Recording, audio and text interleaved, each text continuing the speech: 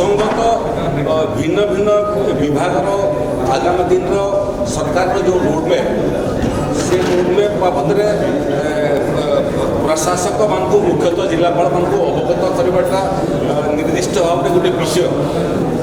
2047 ବେଳକୁ ବିକଶିତ ଭାରତବର୍ଷ ଏବଂ 2036 ବେଳକୁ ବିକଶିତ ଓଡ଼ିଶା ଗଠନର ଯେଉଁ ରୋଡମ୍ୟାପ୍ ସେ ରୋଡମ୍ୟାପ୍ ବାବଦରେ ଆଲୋଚନା କରିବା, ପ୍ରଶାସକମାନଙ୍କୁ ଜିଲ୍ଲାପାଳମାନଙ୍କୁ ସେ ବାବଦରେ ଅବଗତ କରିବା, ରାଜ୍ୟ ସରକାରଙ୍କର ଯେଉଁ ଶାସନର ଦର୍ଶନ ସେ ଦର୍ଶନ ବାବଦରେ ମଧ୍ୟ ସେମାନଙ୍କୁ ଅବଗତ କରିବା ଏବଂ ମୁଖ୍ୟତଃ ସନ୍ଦେଶ ଏଇଟା ଯେ ସରକାର ଏବଂ ସାଧାରଣ ଲୋକଙ୍କ ଭିତରେ ଜିଲ୍ଲାପାଳମାନେ ହେଉଛନ୍ତି ସେତୁ। ଯେ ସେତୁ ହୁଏ ତାର ଉପରେ ଯାନବାହନ ଚାଲେ, ଲୋକ ଚାଲନ୍ତି ଏବଂ ସେତୁକୁ କଷ୍ଟ ହୁଏ, କିନ୍ତୁ କଷ୍ଟ ସେ ଏଥିପାଇଁ ବରଦାସ୍ତ କରେ ଏପଟରୁ ସେପଟ ଯାତାୟାତ ଯେମିତି ଠିକ୍ଠାକ୍ ହେବ।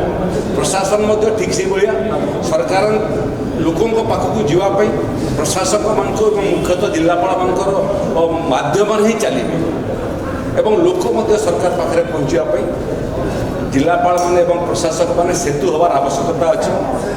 ଯଦି ସେତୁ ଠିକ୍ଠାକ୍ ରହିଲା ତାହେଲେ ସରକାର ଲୋକଙ୍କ ପାଖରୁ ସହଜରେ ଏବଂ ସରଳ ଭାବରେ ପହଞ୍ଚି ପାରିବ, ଲୋକ ମଧ୍ୟ ସରକାରଙ୍କ ପାଖରୁ ସରଳ ଏବଂ ସହଜ ଭାବରେ ପହଞ୍ଚି ପାରିବେ। ସମ୍ବେଦନଶୀଳ ହେବାଟା ଗୋଟେ ବହୁତ ବଡ଼ ବିଷୟ।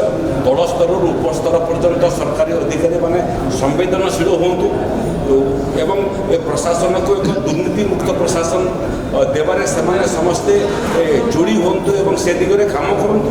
ଗରିବରୁ ଗରିବ ଲୋକଙ୍କ ପାଖରେ କେନ୍ଦ୍ର ଏବଂ ରାଜ୍ୟର ଯୋଜନାକୁ ପହଞ୍ଚିବା ପାଇଁ ସେମାନେ ମାଧ୍ୟମ ହୁଅନ୍ତୁ ଏବଂ ସାମଗ୍ରିକ ଭାବରେ ଯେଉଁ 2036 ମସିହା ଓଡ଼ିଶା ରାଜ୍ୟ ଗଠନର 100 ବର୍ଷ ପୂର୍ତ୍ତି ହେବ, ଓଡ଼ିଶାକୁ 100 ବର୍ଷ ପୂର୍ତ୍ତି ହେବ, ସେ ସମୟ ପର୍ଯ୍ୟନ୍ତ 24x7 ସମସ୍ତେ କାମ କରିବାର ଆବଶ୍ୟକତା ଅଛି।